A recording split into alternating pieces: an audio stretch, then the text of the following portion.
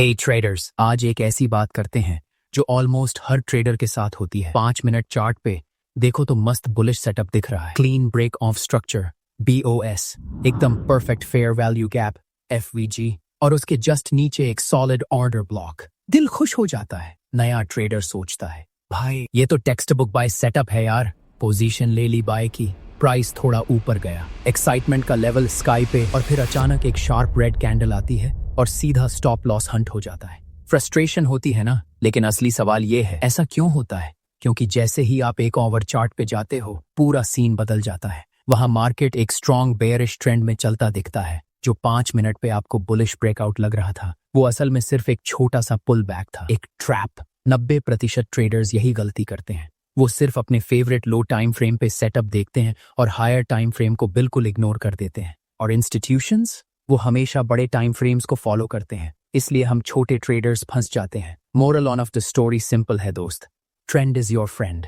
अगर higher time frame bearish है तो छोटे टाइम फ्रेम का बुलिश सेटअप 99% बार ट्रैप ही होता है। चलो एक और कॉमन एग्जाम्पल लेते हैं जो आपके साथ हर दूसरे दिन होता होगा। 3 मिनट चार्ट पे एक सॉलिड सपोर्ट लेवल दिखता है, वहां एक परफेक्ट हैमर कैंडल बनती है, क्लासिक बुलिश रिवर्सल सिग्नल।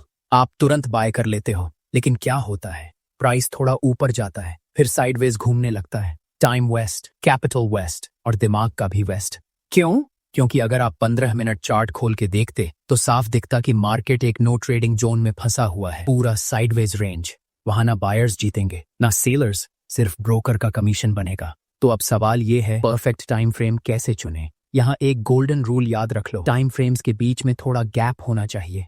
अगर आप 3 मिनट और 5 मिनट जैसे क्लोज टाइम फ्रेम्स मिक्स करोगे तो सिर्फ नॉइज मिलेगा और फेक सिग्नल्स की बरसात हो जाएगी। लेकिन अगर आप एनालिसिस के लिए एक ओवर यूज करो और एंट्री के लिए 5 मिनट, तो हाई प्रोबेबिलिटी सेटअप्स मिलना शुरू हो जाते हैं। हायर टाइम फ्रेम डायरेक्शन देता है, lower time frame perfect timing. अब आता है सबसे मजेदार पार्ट, रिफाइनिंग मैजिक। मानो एक ओवर पे आपने स्ट्रक्चर मैप किया और एक बहुत सॉलिड ऑर्डर ब्लॉक मिला। अगर वहीं पे एंट्री लोगे तो स्टॉप लॉस इतना बड़ा होगा कि आपका अकाउंट हैंडल नहीं कर पाएगा। यही ट्रिक लगती है। आप एक ओवर के उसी ऑर्डर ब्लॉक के अंदर 5 मिनट चार्ट पे झूम करते हो और एक छोटा रिफाइंड ऑर्डर ब्लॉक ढूंढते हो। क्या होता है इससे? आप अभी भी बड़े प्लेयर्स के ट्रेंड के साथ हो, एक ओवर का बायस, लेकिन आपका स्टॉप लॉस बहुत टाइट और स्मार्ट हो जाता है।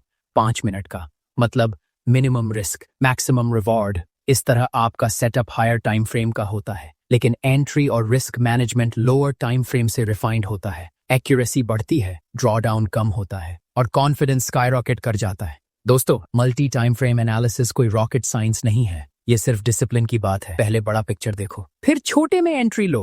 अगर आप भी ये गलतियां कर रहे थे तो आज से बदल दो। हायर टाइम फ्रेम को हमेशा पहले चेक करो। अगर कोई डाउट हो तो कमेंट में जरूर पूछ लेना, मैं ट्राई करूंगा सबके सवालों का जवाब देने का। आज के लिए बस इतना ही। हैप्पी ट्रेडिंग और सेफ ट्रेडिंग। मिलते हैं अगले वीडियो में एक नए पावरफुल टॉपिक के साथ।